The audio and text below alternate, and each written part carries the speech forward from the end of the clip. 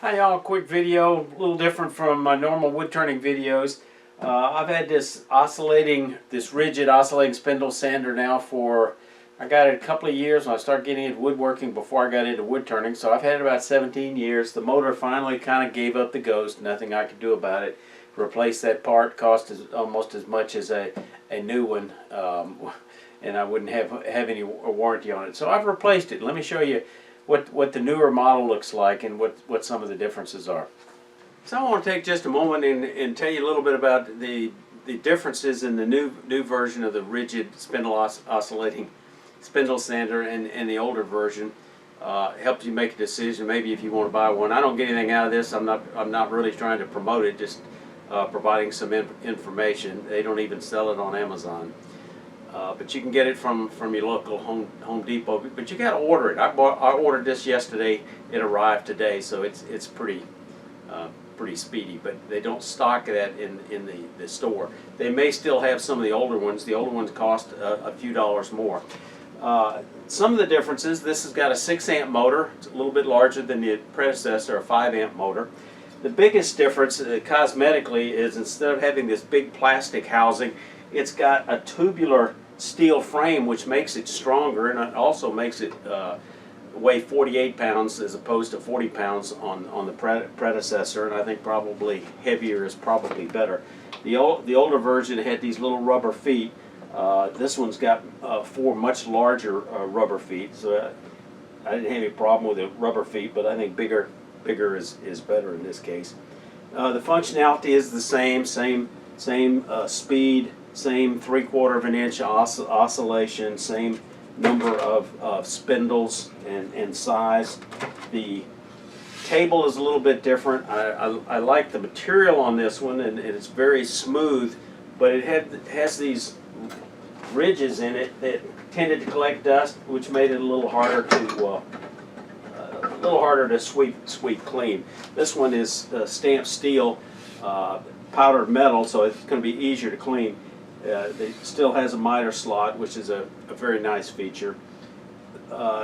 This part that oscillates up and down is essentially the same as the other one, but not identical, so they're not interchangeable, so I'll have to throw the other one away. I can't keep it for a spare. I like the knobs, the adjustment knobs on this one a little bit better, in that they're marked which direction to turn, and since they turn backwards from what you think, it's nice to have a little diagram on it. As an alternative to this, there's another model out there, not by Ridgid, but by another company. This, by the way, is made in Taiwan. The competitor that it's sold through Grizzly and Win has a model, and I think there's one all through that you can buy through Harbor Freight. They all come out of the same factory with slightly different colors to them. The motor's a little bit smaller.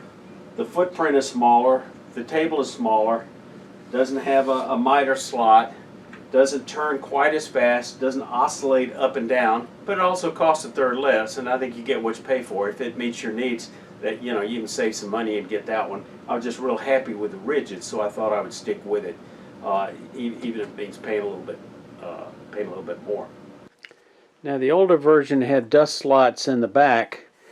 It didn't work real well with the dust collection, even with a dust collector plugged into the 1.5-inch port in the back. This model seems to have the dust collection around the spindle. There are no slots in the back. I have not used it a lot, but what little I have used, it appears to me that the dust collection is at least as good, if not better, than the older version. Actually, I think it is better, assuming that I have my dust collector on.